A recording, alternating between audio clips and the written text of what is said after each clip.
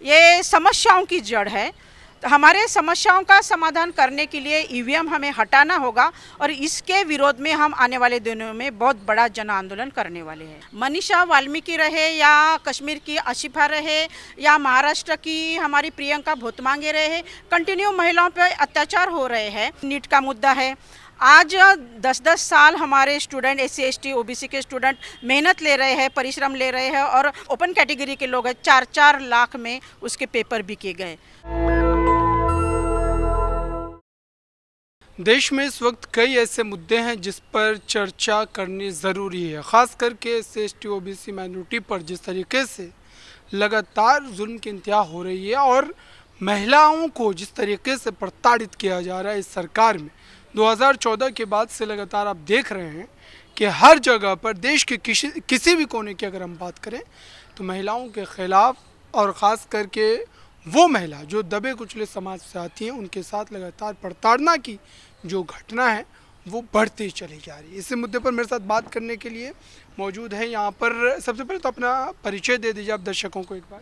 धन्यवाद सर जी। मैं कुंदा तोड़कर, राष्ट्रीय अध्यक्षा, राष्ट्रीय मूल निवासी महिला संघ, नई दिल्ली।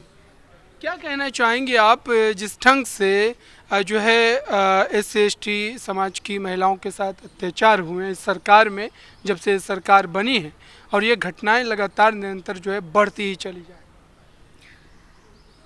2014 से ही नहीं सर, देश जैसे आज़ाद हुआ आज 77 साल हो रहे हैं, कंटिन्यू हम देख रहे हैं सत्ता पर कांग्रेस BJP और कांग्रेस BJP इनका ही शासन देख रहे हैं और ये ब्राह्मणों का शासन है।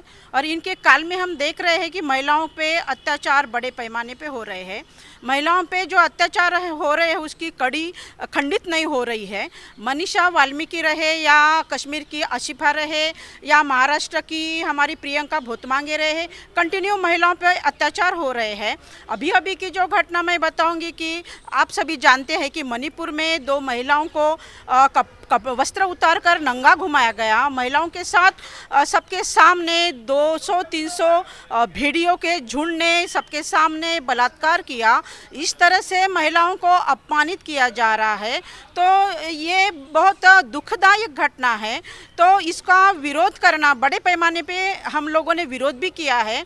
हमारा जो संगठन है राष्ट्रीय मूल निवासी महिला संघ, हमारा उद्देश्य है यहाँ व्यवस्था परिवर्तन करना, यह हमारा उद्देश्य है, जो कि बामसेप की विंग है।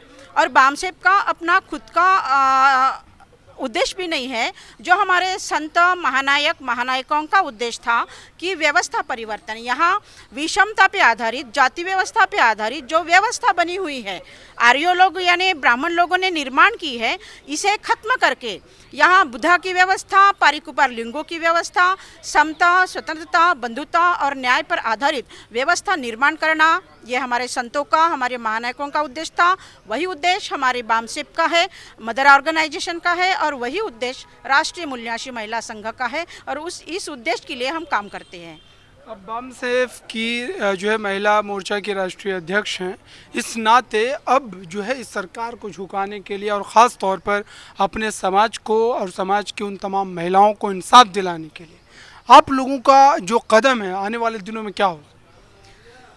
हम इस तरीके की लड़ाई लड़ेंगे पूरे देश में 36 स्टेट में 567 जिले में 4000 तहसीलों में और 22,000 ब्लॉक में हमारा संगठन पहुंच चुका है। आगे के दिनों में हम 6 लाख गाँव में ये संगठन लेके जा रहे हैं और महिलाओं की बड़ी शक्ति का निर्माण कर रहे हैं। कोई भी परिवर्तन शक्ति के बगैर नहीं आता।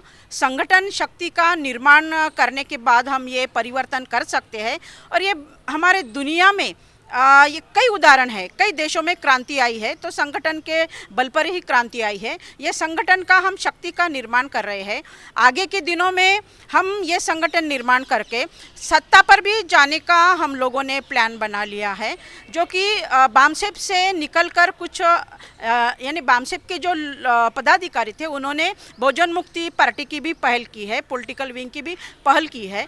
जैसे कि हम देखते हैं आज हेमा मालिनी जैसी सांसद है, कई सारी महिला सांसद है, मगर महिला अत्याचार जहाँ जहाँ होता है, महिला अत्याचार की बात आती है, वो कुछ भी बात नहीं करती।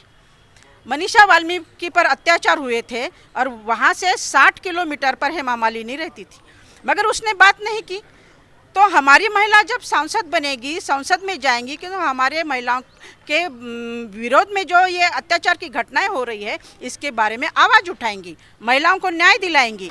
इसके लिए महिलाओं ने बड़े पैमाने पर आगे आना चाहिए, समाज में नेतृत्व करना चाहिए और पॉलिटिकली भी नेतृत्व करना चाहिए। इसके लिए हम संगठन की पहल कर रहे हैं। राजनीति में हिस्सेदारी की अगर बात करें SC/ST OBC माइनॉरिटी समाज की, वो कैसे तय की जाएगी? और ख़ास तौर पर जो इस समय की परिस्थिति है, तीसरा कार्यकाल प्रधानमंत्री के तौर पर नरेंद्र मोदी का है और जाहिर सी बात है कि आने वाले दिनों में कई बड़ी चुनौतियां जो है उन तमाम समाज के लिए खड़ी होने वाली है। तो राजनीति में हिस्सेदारी कैसे सुनिश्चित करेंगे आप?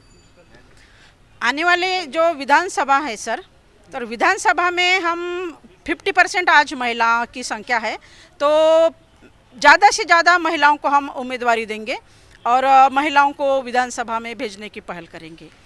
अभी जिस ढंग से कई जो है चर्चित मुद्दे, खास तौर पर एक सवाल मैं आपसे पूछना चाहूँगा। तमिलनाडु में BSP के प्रदेश अध्यक्ष की निर्मम तरीके से हत्या कर दी गई है जो है, और फिर उसके बाद इस पर अब समाज जो काफ़ी ज़्यादा आग बबूला हो रहा है कि आर्मस्ट्रांग उनका नाम है, निर्मम तरीके से हत्या की गई, दिन दहाड़े की गई है।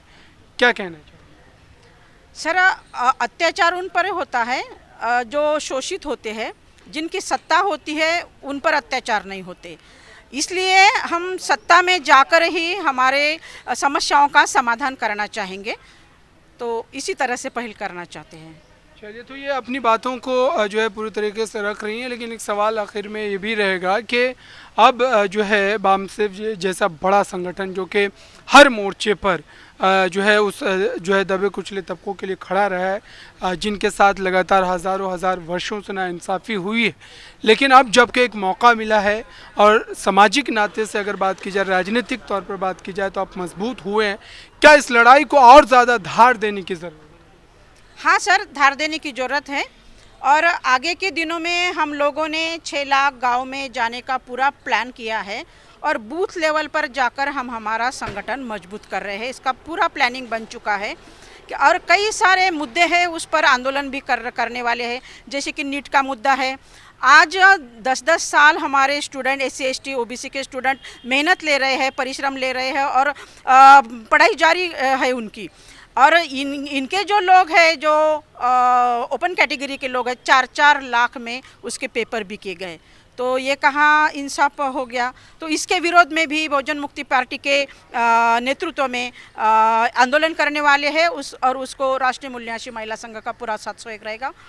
जिस बात का आपने जिक्र किया, 4-4 लाख में पेपर लिए गए, सक्षम वर्ग से जो लोग होते हैं वही खरीद पाएंगे, तो क्या इसमें भी कहीं ना कहीं एक तरीके से साजिश की जा रही है SC/ST OBC माइनॉरिटी के छात्रों के खिलाफ, जो कि बहुत मुश्किल से पढ़ करके आगे बढ़ने की कोशिश करते हैं, लेकिन इस तरीके के पेपर लीक की वजह से उनके सपने एक बार फिर से टूट गए?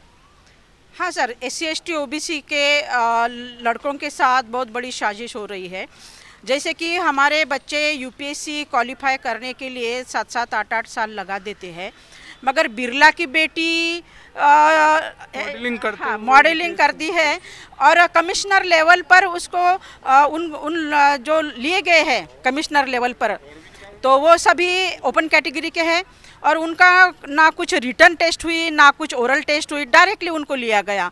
और हमारे बच्चे इतनी कड़ी मेहनत ले रहे हैं, उनको 3 से 14 बच्चे ऐसे OBC के बच्चे हैं जिनको डिस्क्वालीफाई किया गया, अपात्र घोषित किया गया। इस तरह से हमारे बच्चों के साथ बहुत नाइंसाफ़ी की जा रही है, षड्यंत्र किया जा रहा है। इसके विरोध में हमें ज़रूर कुछ करना होगा और कर रहे हैं, हम स्ट्रगल कर रहे हैं। आज के तारीख में माननीय वामन मेश्राम साहब के नेतृत्व में भारत में विरोधी पक्ष हमें तो कोई दिखाई नहीं देता, मगर विरोधी नेता केवल वामन मेश्राम साहब ही यहाँ विरोधी पक्ष नेता के तौर पर काम कर रहे हैं और उनके नेतृत्व में हम सभी सरकार की पॉलिसी को विरोध कर रहे हैं और आंदोलन कर रहे हैं। 365 दिन हम आज रास्ते पे उतरकर आंदोलन कर रहे हैं। आप लोगों ने देखा भी होगा जो दिल्ली में EVM मशीन के खिलाफ बड़ा आंदोलन, जन आंदोलन हुआ था भर पानी में, और वो भी 144 धारा लगाई हुई थी, जमावबंदी की धारा लगाई हुई थी। ऐसे सिचुएशन में EVM क्या आने वाले दिनों में फिर से एक बड़ा मुद्दा है? हाँ सर, ये बहुत बड़ा मुद्दा है, ये समस्याओं की जड़ है। तो हमारे समस्याओं का समाधान करने के लिए ईवीएम हमें हटाना होगा और इसके विरोध में हम आने वाले दिनों में बहुत बड़ा जन आंदोलन करने वाले हैं। चलिए, बहुत बहुत धन्यवाद आपका हमसे बात करने के लिए। तो ये तमाम वो बड़े सवाल हैं जिसके जवाब अभी जो है वो SC/ST OBC माइनॉरिटी समाज जो है वो तलाश रहा है। लगातार साजिश, लगातार रणनीति जो है की जा रही है, लेकिन इस पूरी बातचीत पर आपकी राय क्या है कमेंट बॉक्स में ज़रूर बताएं। कैमरामैन आशीष के साथ मैं अबरारुल हक रहमानी, नेशनल दस्तक के लिए। नेशनल दस्तक की आपसे गुजारिश है कि अगर इसको बचाना चाहते हैं तो नेशनल दस्तक को सब्सक्राइब करने के लिए रेड कलर के सब्सक्राइब बटन को दबाएं, फिर बेल आइकन की घंटी दबाएं।